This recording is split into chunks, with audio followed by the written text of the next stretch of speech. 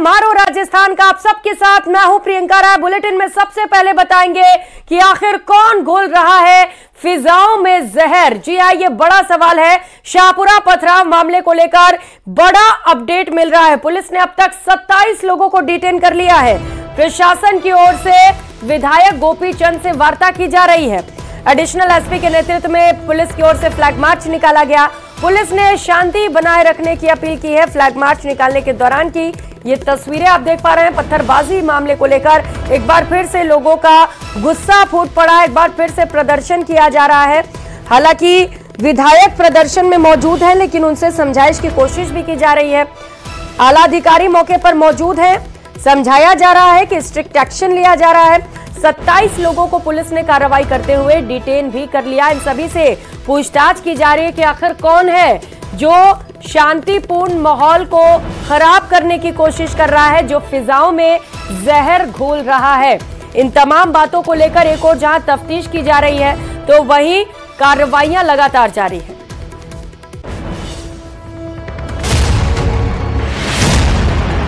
शोभा यात्रा पर नफरत के पत्थर, कौन फैला रहा नफरत की आग? पत्थरबाजों पर बुलडोजर एक्शन। सुर्खियों में शाहपुरा, किसने रची साजिश? हंसते खेलते शहर को आखिर किसकी नजर लग गई? कौन शाहपुरा की फिजाओं में जहर घोल रहा? ये सवाल इसलिए क्योंकि शनिवार को जो हुआ उसका किसी ने भी अंदाजा नहीं लगाया था। एक मस्जिद के अंदर से बड़े बड़े पत्थर शोभा यात्रा पर फेंके गए और ये आरोप नहीं, इसका लाइव वीडियो भी सामने आया जिसमें मस्जिद के अंदर से बड़े बड़े पत्थर शोभा यात्रा पर लगातार फेंके जा रहे थे। बस फिर क्या था, पूरा शहर हंगामा, प्रदर्शन, नारेबाजी की भेंट चढ़ गया। सड़क पर पड़े पत्थर और जूते चप्पल की तस्वीरें उत्पातियों के दुस्साहस को बयान करने के लिए काफी है। देव झूलनी एकादशी के मौके पर निकाली जा रही शोभा यात्रा पर अचानक ही पत्थर बरसाए जाने लगे। उपद्रवियों को पुलिस की मौजूदगी का भी रत्ती भर डर नहीं था। असामाजिक तत्वों ने जमकर पत्थर बरसाए, जिसमें कुछ लोग घायल भी हो गए। घटना की जानकारी मिलते ही जहाजपुर से बीजेपी विधायक गोपी चंद मीणा घटना स्थल पर पहुंच गए। आरोपियों की तुरंत गिरफ्तारी की वो मांग करने लगे और धरने पर बैठ गए। विधायक मीणा ने साफ कह दिया कि जब तक पथराव करने वाले आरोपियों को गिरफ्तार नहीं किया जाएगा, वो धरने से नहीं उठेगी और भगवान का नगर भ्रमण भी आगे नहीं बढ़ाया जाएगा। मामले की गंभीरता को देखते हुए जहाजपुर प्रशासन ने आनन फानन में 2 मस्जिदों को नोटिस थमा दिया। जामा मस्जिद, तकिया मस्जिद से दस्तावेज पेश करने की बात कही गई। मामले में पुलिस ने अब तक कुल 9 लोगों को चिन्हित कर डिटेन कर लिया है। एसडीएम को बोल दिया गया था कि इनके जो भी जुलूस वगैरह निकलने हैं, इसके बाबत सभी से बातचीत कर ली जाए। एसडीएम और जो पुलिस अधिकारी, इन लोगों ने सब लोग बात भी की, इन सब लोगों को बुला के दोनों समुदाय से भी बात की, थाने में भी चर्चा हुई। इसके बाद कुछ शर्तें तय करके ये तय किया था कि भाई जुलूस किधर से जाएगा, कैसे जाएगा। पुलिस ने भी अपना जाब्ता लगा रखा था। इवन ड्रोन्स भी हमने लगा रखे थे, कैमरा भी लगा रखे थे। इसके अलावा पुलिस जाब्ता यहाँ भी था। तो जो इंसिडेंट हुआ है वो इसकी जांच पुलिस कर रही है। अभी 9 लोगों को डिटेन कर लिया गया है। इतना ही नहीं, कुछ देर बाद ही मस्जिद के अवैध निर्माण पर भी बुलडोजर चला दिया गया और प्रशासन ने विधायक से समझाइश की, लेकिन सुबह होते होते एक बार फिर से धरना प्रदर्शन शुरू हो गया। शोभा यात्रा में पत्थरबाजी को लेकर एक बार फिर से लोग धरने पर बैठ गए। विधायक गोपी चंद मीणा शोभा यात्रा के रूप में वापस बेवाड़ निकालने की मांग करने लगे हैं। सभी लोगों से शांतिपूर्वक लोकतांत्रिक तरीके से हमारी बात रखने के लिए हम यहाँ बैठे हुए हैं। मांग क्या है? मांग जो पत्थरबाजी की उन लोगों के खिलाफ सख्त कार्रवाई हो। हमारे जिन्होंने अवैध निर्माण कर रखा है वो प्रशासन के द्वारा ध्वस्त किया जाए। जहाजपुर में दोबारा जुलूस निकालने को लेकर प्रशासन से बातचीत चल रही। कल्याण जी मंदिर के पास बड़ी संख्या में एक बार फिर से लोग इकट्ठा हो गए। नारेबाजी की जा रही तो बीजेपी नेताओं ने भी कार्रवाई की मांग की। हम यही चाहते हैं, सरकार हमारा सहयोग कर रही है, प्रशासन सहयोग कर रहा है। हमारे भगवान यहाँ विराजमान है। भजन कीर्तन करते हुए हम सब हमारे भक्तगण वहाँ भगवान को ले जाएंगे। रास्ते में जितना भी अवैध अतिक्रमण हटे, अवैध जो मस्जिदें बनी हुई हटे और नामजद आरोपी 40 है वो गिरफ्तार हो, उनके खिलाफ रासुका लगे, उनके घरों में बुलडोजर चले, ये मांग है। वहाँ पर फोटोग्राफ्स के आधार पर, कैमरे के आधार पर, ड्रोन से जो लिए गए नकबजनों को यानी अपराधियों को पहचान कर लगभग 12 संदिग्ध व्यक्तियों को डिटेन पुलिस द्वारा कर लिया गया रात को। और जिन लोगों ने भी ऐसी हरकत करके सांप्रदायिक सौहार्द बिगाड़ने की कोशिश की, उनके खिलाफ सख्त से सख्त कार्रवाई करवाने का प्रयास भी करेंगे, प्रशासन कर भी रहा। पुणे आगे चलने पर जब बैंड बाजे बजे तो कुछ आतताई लोगों ने उनके ऊपर पथराव किया। पुलिस ने सख्ती बरती और तत्परता दिखाते हुए घटना पर कंट्रोल करने का काम किया। स्थानीय विधायक हमारे वहाँ पहुँचे और जिन लोगों ने पथराव किया है उन लोगों को हिरासत में भी लिया गया है। शांतिपूर्ण स्थिति है, ज़्यादा कोई वहाँ जाब्ता हमारा पूरी तरह से लगा हुआ है। स्थानीय विधायक भी वहाँ मौजूद हैं और पुलिस मुस्तैदी से काम कर रही है। कानून हाथ में लेने वाला कोई भी व्यक्ति हो, उसके साथ हम सख्ती से निपटने का काम करते हैं। कानून का राज स्थापित करने का काम किया है। हमने कभी उनके तजिया पर पत्थर नहीं फेंका, फिर हमारे पूजा पद्धति पर क्यों अड़चन? और अगर ये आज पूजा पद्धति पर विरोध है, मेरे जुलूस पर विरोध है, पत्थर है, तो कल बांग्लादेश की स्थिति करना चाहते हैं और कांग्रेस ने खुली समर्थन दे रखा है। इसका देश के हिंदुओं को जहां भी हो प्रतिकार करना चाहिए। फिलहाल दोबारा शोभा यात्रा निकालने को लेकर अभी सहमति नहीं बनी। लोग पालकी के साथ कल्याण जी मंदिर के पास बैठे हैं। जहाजपुर बाजार बंद है। कस्बे में अतिरिक्त पुलिस जाब्ता तैनात है। संवेदनशील इलाकों में पुलिस फोर्स लगाई गई। प्रशासनिक अधिकारी स्थिति पर नजर बनाए हुए हैं। न्यूज़ 18 राजस्थान के लिए शाहपुरा से राहुल कौशिक की रिपोर्ट।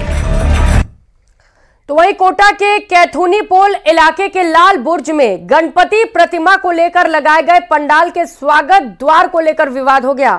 विवाद इतना बढ़ा कि दो पक्ष आमने सामने हो गए। इतना ही नहीं, दोनों के बीच ईंट और पत्थर भी चले, जिसमें 3 पुलिसकर्मी सहित करीब आधा दर्जन लोग घायल हो गए। आखिर क्या था ये पूरा मामला, इस रिपोर्ट में देखिए।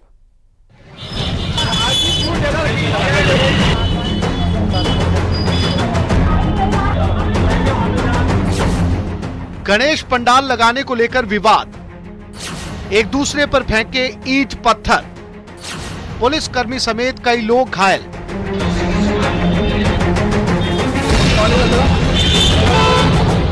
कोटा के कैथूनी पोल इलाके में स्वागत द्वार लगाने को लेकर 2 गुटों में विवाद हो गया। झगड़ा इतना बढ़ गया कि दोनों पक्षों की तरफ से पथराव हुआ।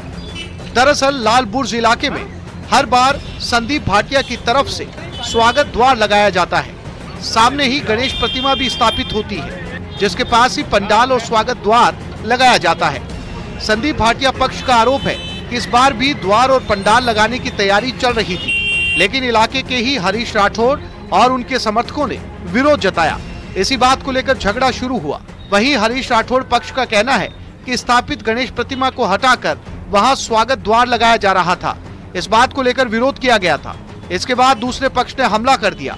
दोनों पक्षों के बीच में पत्थरबाजी भी हुई, जिसमें कई लोग घायल हुए। किसी ने वहाँ से पत्थर फेंके, उधर से संदीप भाटिया ने लाल बुनियाविया के पंडाल के निवासी है वो सब गणेश पंडाल को लगाने को उन्होंने हटवाया ना, वो इसलिए कहा उन्होंने कहा गणेश जी का कोई बारिश मारे वहाँ भंडारा भी था शाम को उधर की तरफ, इस वजह से व्यवस्था भी करनी लाल बुर्ज में, मेन लाल बुर्ज में। सूचना मिलते ही बड़ी संख्या में पुलिस जाब्ता मौके पर पहुंचा और हालात को काबू में किया। वहीं पुलिस अब इस मामले की जांच में जुट गई है। इस मामले में दोनों ही पक्षों के लोगों को चोट आई है। 3 पुलिसकर्मी घायल भी हुए। यहाँ पे पथराव चल रहा है।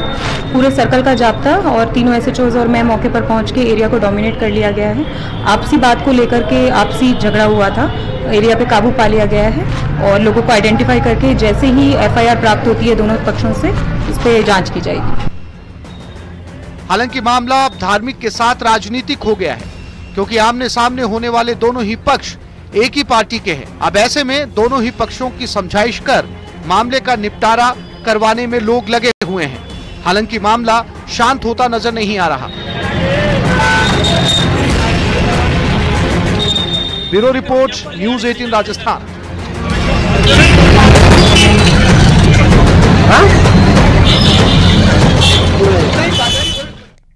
उधर सावर में विश्व हिंदू परिषद और बजरंग दल के कार्यकर्ताओं ने जहाजपुर में जल झूलने एकादशी मेले पर हुई पत्थरबाजी की घटना को लेकर आक्रोश व्यक्त किया। इस दौरान वीएचपी और बजरंग दल के कार्यकर्ताओं ने प्रदर्शन भी किया। इन प्रदर्शनकारियों ने उपद्रव करने वालों पर कड़ी कार्रवाई की मांग की, साथ ही चेतावनी दी कि कड़ी कार्रवाई नहीं की गई तो हिंदू समाज उग्र आंदोलन करेगा। इसके अलावा कहा कि हिंदुओं की भावनाओं के खिलाफ खिलवाड़ बर्दाश्त नहीं किया जाएगा। जहाजपुर में रात को जो घटना हुई, वैसे पहले उदयपुर में घटना हुई कि गाय की पूंछ काट के मंदिर के बाहर डाल देते हैं या गौ मांस का कहीं न कहीं मंदिरों में डाल देते हैं और जानबूझकर ये व्यवस्था और एक दूसरे के प्रति नफरत फैला रहे हैं। इन सबके लिए हम सब आज तहसीलदार साहब केकड़ी, सावर, इन जगह सरवाड़, केकड़ी, सावर सब जगह पूरे प्रांत में सब जगह ये ज्ञापन देकर प्रशासन को और ये हमारी भावनाओं को आगे पहुंचा रहे हैं कि हम हिंदू संगठनों में और सनातन धर्म को ये जिहादी नुकसान पहुंचा रहे हैं या जो भी ठेस पहुंचा रहे हैं उन्हें रोका जाए। और बुलेटिन में अब बात शेखावाटी में हनी ट्रैप की करेंगे। समझदार लोग आकर्षक ऑफर और अनजान कॉल से सावधान रहने की सलाह देते हैं, लेकिन कुछ लोग इस सलाह को दरकिनार कर आफत मोल ले लेते हैं। ऐसी एक खबर झुंझुनू से आई है, देखिए।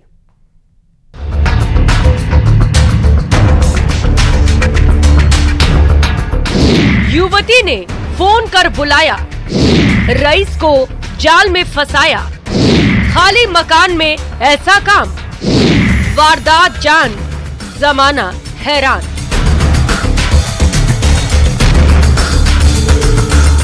आवाज ऐसी जिसे सुनकर लोग अपनी तमन्नाओं को आसमान में उड़ान भरने की खुली छूट दे देते हैं। बातों का सिलसिला चल पड़ता है, इश्क का ऐसा तीर लगता है कि जिंदगी भारी लगने लगती है। लेकिन ख्यालों में रहने भर से कोई भला कब तक अपने दिल को समझा पाता है। इसीलिए एक अदद मुलाकात की जरूरत बढ़ जाती है और इस तरह पीड़ित खुद शिकार के बिछाए जाल में खुशी खुशी उलझने चला जाता है। पहली मुलाकात के बाद ही दिन का चैन और रातों की नींद हराम हो जाती है। पीड़ित अपनी कमाई से भी हाथ धोने लगता है, लेकिन पीड़ित पर बदनामी का डर इस कदर हावी रहता है कि वो अपनी तिजोरी के दरवाजे खोलकर चुपचाप अपनी दौलत लूटते देखता और हाथ मलता रह जाता है। लेकिन जब कोई पीड़ित पुलिस के दरवाजे पर दस्तक देने पहुंच जाता है तो पुलिस को कार्रवाई करनी ही पड़ती है। ऐसा ही एक केस दर्ज करने के बाद झुंझुनू की कोतवाली पुलिस ने जांच शुरू की तो हनी ट्रैप से जुड़ा एक चौंकाने वाला सच सामने आया। पीड़ित के मुताबिक 3 अगस्त को एक अनजान लड़की का फोन आया था। लड़की ने कहा कि उसका शहर में मनरेला रोड पर बिकाऊ प्लॉट है। चूंकि प्लॉट सस्ती कीमत पर बिक रहा था, इसीलिए उसी दिन दोपहर में जमीन देखने चला गया। 3 तारीख 8वें महीने की तो साहब मुझे किसी लड़की ने मेरे से संपर्क किया और संपर्क करके मुझे अपने जाल में फंसा के और अपना प्लॉट दिखाने के बहाने से मुझे मंडेला रोड पर ले गई और वहाँ प्लॉट पर योजनाबद्ध तरीके से पहले उन्होंने अपने साथी लोगों को वहाँ बुला रखा था। जैसे मैं वहाँ पहुंचा, उन लोगों ने मुझे पकड़ लिया। पीड़ित ने रिपोर्ट में बताया कि वो अपनी कार लेकर आगे बाइक पर चल रही लड़की के पीछे पीछे प्लॉटिंग वाले स्थान पर पहुंचा। पहले से वहां 4 लोग मौजूद थे। इसके बाद पीड़ित को एक मकान में ले जाया गया, वहां उससे मारपीट की गई। कार, एटीएम और मोबाइल छीनते हुए उससे 50,000 रुपए मांगे गए। नहीं देने पर लड़की से आरोप लगवाने की बात कही गई। कहा कि तो मेरी बहन या मेरी जो जानकार महिला है उसको यहाँ पर कैसे लेकर आया, तेरे खिलाफ छेड़छाड़ का और दुष्कर्म का मुकदमा दर्ज करवाएंगे। अगर तुझे राजीनामा करना है तो पैसे देकर राजीनामा कर ले, नहीं तो जो है तेरे खिलाफ मुकदमा दर्ज करवाएंगे। इस तरह से मुझे ब्लैकमेल किया, मेरे साथ मारपीट करी और मेरे मोबाइल फोन, कागजात वगैरह गाड़ी को छीनकर ले गए। और इस घटना को अंजाम देने के पश्चात भी उन्होंने लगातार मेरे से संपर्क किया। मामले की जाँच कर रहे SI सुरेश रोलन ने बुढ़ानिया निवासी अजय कुमार, जीवा का बास निवासी अजय चौधरी और नयासर निवासी शुभम बुढ़ानिया को गिरफ्तार कर लिया है। 3 मुलजिम पकड़े हैं, जो एक तो अजय चौधरी है, दूसरा अजय कुमार है, तीसरा जो है शुभम बुढ़ानिया है। इन तीनों को हमने अपने उनके मस्कन गांव निवास स्थान से उनको पकड़ा है और पकड़ के उनको अरेस्ट किया है। पकड़ने के बाद अनुसंधान जिनको आज पेश कोर्ट में करते हुए हमने उनका पेशी रिमांड लिया है, जो 3 दिन के लिए पुलिस रिमांड पर है। और इन 3 दिनों के दौरान जो प्रकरण की घटना घटी है उसमें अन्य जो लोग शरीक है उनके बारे में अनुसंधान किया जाएगा। घटनास्थल का दोबारा से तस्दीक किया जाएगा। पुलिस का कहना है कि मामले में पीड़ित ने कुछ समय पहले 35 लाख रुपए में खेत बेचा था। इसकी जानकारी इस युवती को थी, इसीलिए उसने अपने साथियों के साथ मिलकर साजिश रची। गैंग में पहले 2 से 3 लोग जुड़े, इसके बाद 5 से 7 लोगों का गिरोह बनाया गया। पूरी योजना के साथ पीड़ित से लाखों रुपए ऐंठने की साजिश रची गई थी, लेकिन पीड़ित ने हौसला नहीं खोया और पुलिस में रिपोर्ट दे दी।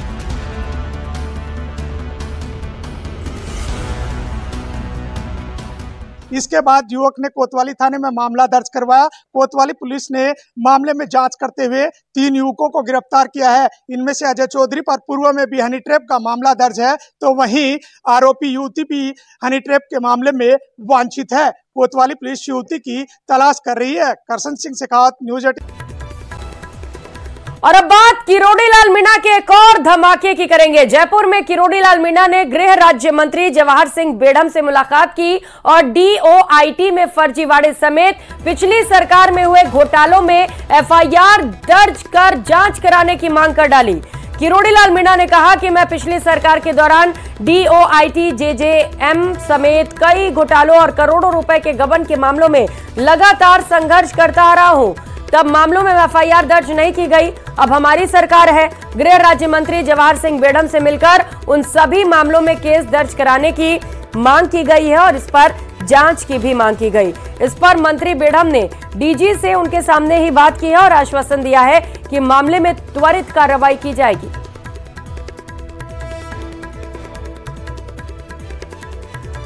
तो तस्वीरें उस दौरान की आपको दिखा रहे हैं जब एक बार फिर से किरोड़ी लाल मीणा सुर्खियों में आ गए, क्योंकि वो खुद राज्य मंत्री के पास पहुंच गए। गृह राज्य मंत्री के पास पहुंचकर उन्होंने पूरे मामले पर उचित जांच और कार्रवाई की मांग की है।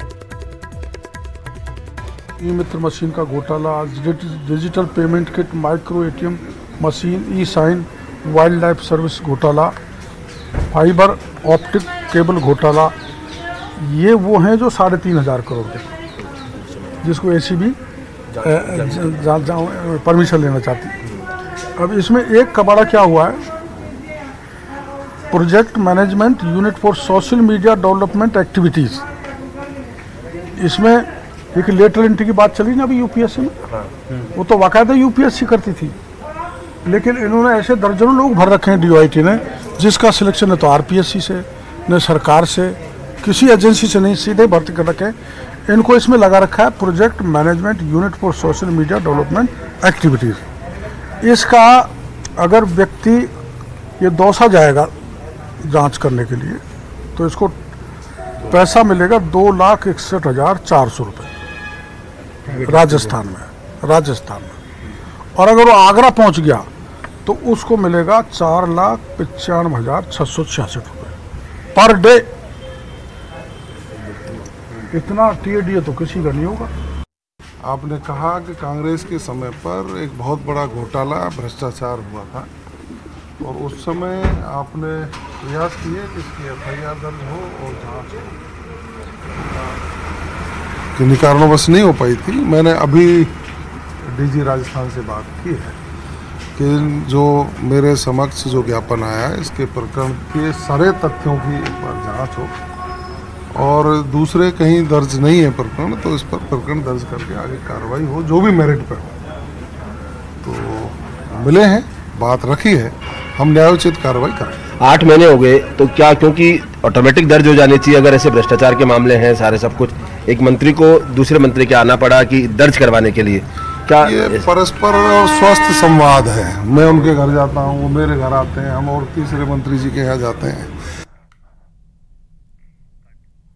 उधर बस्सी के सिद्धपीठ बैनाड़ा धाम में हरियाणा गौड़ ब्राह्मण महासभा कार्यक्रम का आयोजन हुआ। CM भजनलाल शर्मा ने समारोह में शिरकत की।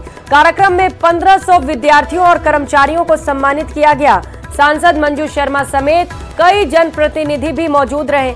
कार्यक्रम में सीएम भजनलाल शर्मा ने कहा कि हमें स्किल के माध्यम से बच्चों को शिक्षा देनी चाहिए ताकि वे नौकर नहीं मालिक बन सके। साथ ही उन्होंने रोजगार को लेकर कहा कि 5 सालों में 10 लाख युवाओं को रोजगार देंगे, 4 लाख सरकारी नौकरियां और 6 लाख निजी क्षेत्रों में नौकरी दी जाएगी। मैंने कोरिया के अंदर देखा कि जो हमारे छात्र हैं, वहां की छात्र और छात्रा हैं, उनको स्किल को लेकर के वहां के लोग बहुत ही हमसे आगे हैं। जब मैंने जाकर के देखा वहां हमारे 5वीं तक के प्राथमिक विद्यालय के छात्र, हमारे उच्च प्राथमिक के छात्र, वो स्किल के माध्यम से 10-10, 15-15 छात्रों का ग्रुप था और वो स्किल के माध्यम से नई नई खोज भी कर रहा था, नए नए इनोवेशन भी कर रहा था।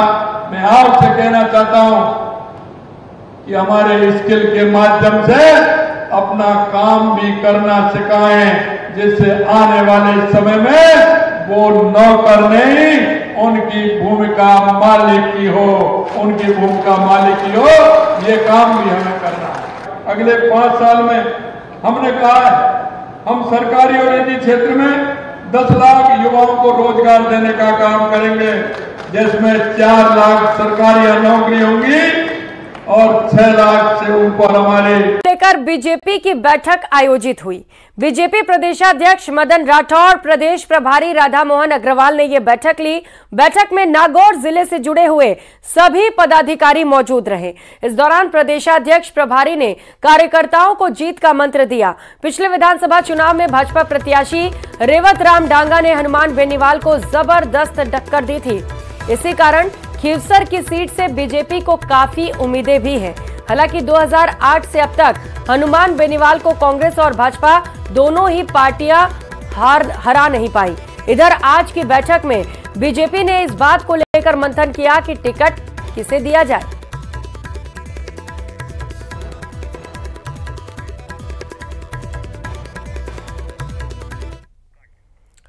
खबरों में आगे बढ़ते हुए खबर प्रतापगढ़ से, जहां पर राजस्व मंत्री हेमंत मीणा पहुंचे और यहां पर उन्होंने बीजेपी के पदाधिकारियों से भी मुलाकात की। इस दौरान बीजेपी के सदस्यता अभियान की भी समीक्षा की गई। साथ ही उन्होंने आगामी कार्य योजना पर विस्तार से चर्चा की। इस मौके पर उन्होंने कहा कि बीजेपी का सदस्यता अभियान प्रधानमंत्री नरेंद्र मोदी और राष्ट्रीय अध्यक्ष जेपी नड्डा की अगुवाई में शुरू हुआ है। ये 2 सितंबर से अभियान शुरू हुआ और 11 सितंबर से 25 सितंबर तक चलता रहेगा। हर व्यक्ति तक बीजेपी पहुंचे और उन्हें सदस्य बनाने का काम किया जाएगा। हेमंत मीणा ने कहा कि प्रतापगढ़ जिले में भी एक लक्ष्य दिया गया है और पूरे प्रदेश के लिए 125 करोड़ का लक्ष्य रखा गया है। मीणा ने कहा कि इस अभियान के बावजूद बीजेपी देश की सबसे बड़ी पार्टी रहेगी। इस बार पार्टी ने क्वालिटी के ऊपर विशेष ध्यान दिया है। राष्ट्रवाद से ओतप्रोत राष्ट्रवादी विचारधारा वाले और देश को समर्थ शक्तिशाली बनाने वाले लोगों को प्राथमिकता दी जा रही है।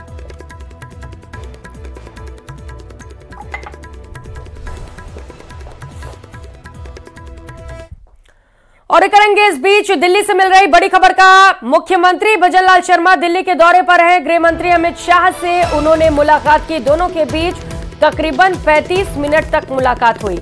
जोधपुर हाउस से मुख्यमंत्री भजनलाल शर्मा निकले। दिल्ली से अहमदाबाद अब मुख्यमंत्री के जाने का कार्यक्रम तय किया गया है। तो दिल्ली दौरे के बाद अब अहमदाबाद की ओर बढ़ रहे हैं मुख्यमंत्री भजनलाल शर्मा। दिल्ली में उन्होंने गृह मंत्री अमित शाह से मुलाकात की। ये तस्वीरें सामने आ चुकी हैं जोधपुर हाउस से निकलते हुए ये तस्वीर। अब इसके बाद वो अहमदाबाद का रुख कर रहे हैं। लगातार इन्वेस्टर समिट को लेकर, राइजिंग राजस्थान को लेकर वो केंद्रीय नेतृत्व से मुलाकात भी कर रहे हैं। कैसे प्रदेश अग्रणी राज्यों में शुमार हो, प्रदेश में कैसे विकास हो, इसी को लेकर ये दौरा भी बेहद महत्वपूर्ण।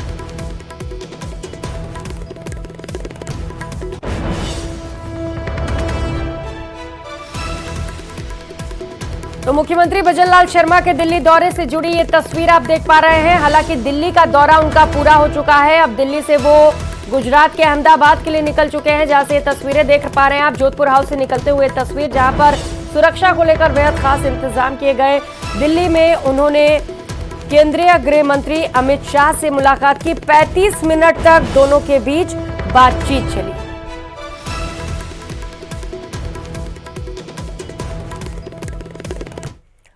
तो वहीं करौली के टोडा भीम कस्बे में कांग्रेस की ब्लॉक स्तरीय बैठक आयोजित हुई। बैठक में सांसद भजनलाल जाटव सहित विधायक और कार्यकर्ता पदाधिकारी भी मौजूद रहे। बैठक में संगठन की मजबूती और बारिश से हुए नुकसान पर चर्चा की गई।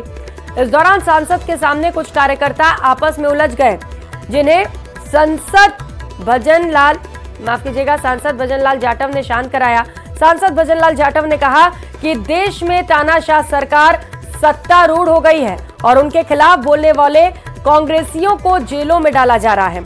उन्होंने कहा कि टोडा भीम कांग्रेस का एक मजबूत ब्लॉक है। साथ ही उन्होंने कहा कि अनुशासन में रहकर सभी की बातों को ध्यान से सुनने पर जोर दिया जा रहा है। भारतीय जनता पार्टी के विधायकों की नहीं चल रही है, हम तो विपक्ष के हैं। भारतीय जनता के विधायक सुना नहीं आपने, उसके अपने वहां के राजकोट के जो विधायक उन्होंने क्या बोला था रामविलास जी ने, विधायक नहीं मिल सकते मंत्रियों से और मंत्री नहीं मिल सकते मुख्यमंत्री जी से। सरकार द्वेषतापूर्वक काम कर रही है। ये बिल्कुल सही कह रहे हैं, मैंने जो कहा बिल्कुल सही कहा है। जब भाजपा के विधायकों की यह हाल है, आप समझ सकते हो हमारा काम है विपक्ष की, हमारा प्रतिपक्ष का काम है जनहित के मुद्दे उठाना। हमारा काम है फसल खराब हुई है उनको न्याय दिलाना। तो वहीं राहुल गांधी द्वारा सिखों पर की गई टिप्पणी के मामले में आज बीजेपी और सिख जत्थेबंदियों ने हनुमानगढ़ जंक्शन के भगत सिंह चौक पर प्रदर्शन किया। इस दौरान भाजपा कार्यकर्ताओं और सिख जत्थेबंदियों ने नारेबाजी की, राहुल गांधी की टिप्पणी की निंदा की।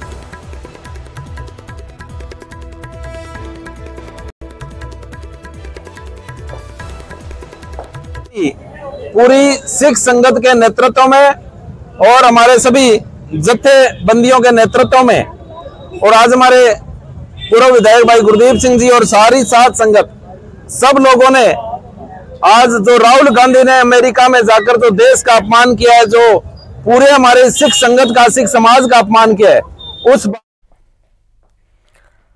तो वहीं डूंगरपुर जिले में आगामी त्योहारों को लेकर जिला प्रशासन अलर्ट मोड पर है।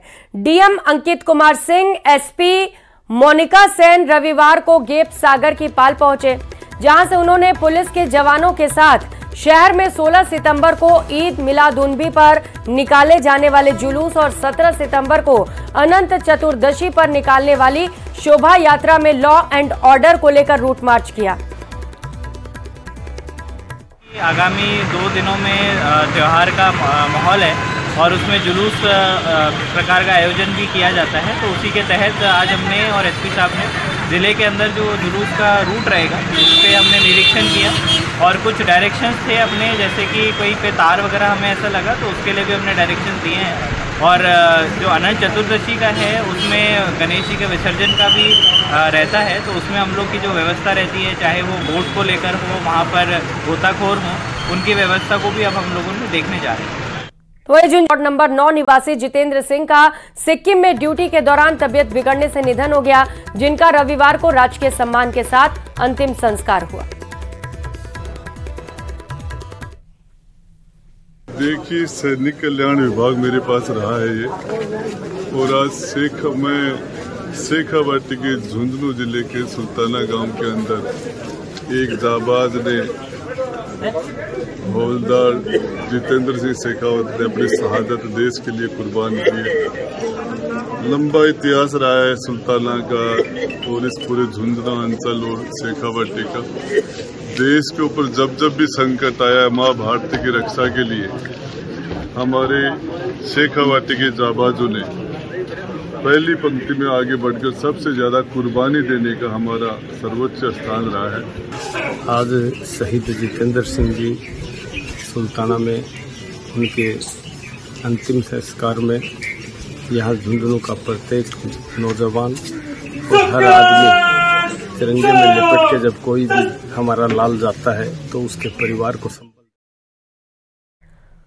पश्चिमी राजस्थान का महाकुंभ कहे जाने वाले बाबा रामदेव समाधि पर भक्तों की भीड़ फिर से उमड़ रही है। इसे लेकर पुलिस प्रशासन और मेला कमेटी ने कमर कस ली है। हालांकि बाबा रामदेव का भादवा मेला संपन्न हो चुका है और उसके बावजूद श्रद्धालुओं का भारी हुजूम रविवार को भी उमड़ पड़ा और ऐसे में भीड़ को देखकर प्रशासन के हाथ पांव फूल गए। मेला संपन्न होने के बाद तैनात अधिकांश पुलिसकर्मी लौट गए थे। आज सुबह समाधि स्थल पर पट खुलने से पहले लंबी लंबी कतारें लगने का दौर शुरू हुआ, जो पूरे दिन जारी रहा। इस दौरान परचा बावड़ी, राम सरोवर तालाब, झूला पालना सहित अन्य स्थानों पर श्रद्धालुओं का भारी हुजूम देखने को मिला। बाबा रामदेव समाधि समिति के पदाधिकारियों ने इंतजामों की कमान अपने हाथ में संभाली। ये पहले पंप की अफवाह से यात्री थोड़े कम पड़े, पर बाबा की मेरे यहाँ बहुत बड़ी भारी भीड़ हो गई। बहुत अच्छा मेला हुआ, बहुत अच्छी व्यवस्था है, हमारे बहुत बढ़िया भीड़ चल रही है, व्यवस्था अच्छी है, सब बढ़िया चल रहा है, बहुत अच्छी भीड़ चल रही है। अब भीड़ बहुत अच्छी है और यात्री बहुत उत्साह के। और इसी के साथ इस बुलेटिन में फिलहाल इतना ही। आप देखते रहिए प्रदेश का नंबर 1 न्यूज चैनल। नमस्कार।